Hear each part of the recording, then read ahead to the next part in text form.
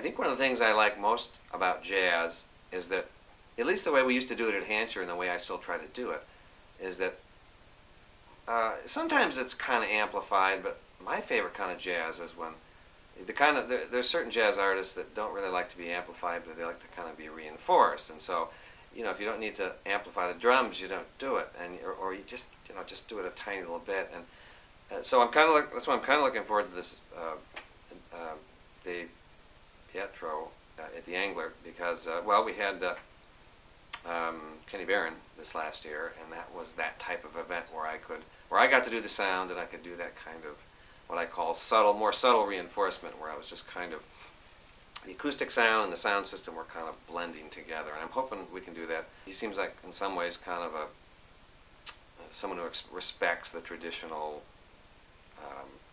jazz ensemble. His playing, I'm sure he seems very versatile in what he plays, but he seems like he's kind of an old standard kind of a guy. It's on some of his CDs. He seems to play what's this thing called a C melody saxophone, and it's there's the alto sax, which I think he plays the most, and that's in the key of E flat, and sometimes I think he plays tenor saxophone, which is in B flat. And I'm a clarinet player, so that was in B flat too.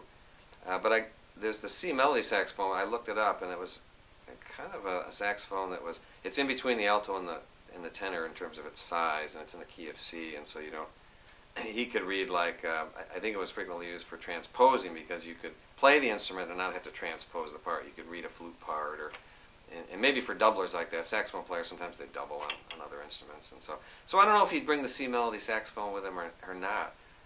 Jacob said it's going to be a traditional quartet or quintet, he thinks, the Englert concert. So it'd be cool if he brought this C melody saxophone. So that's I guess a little bit about Dave.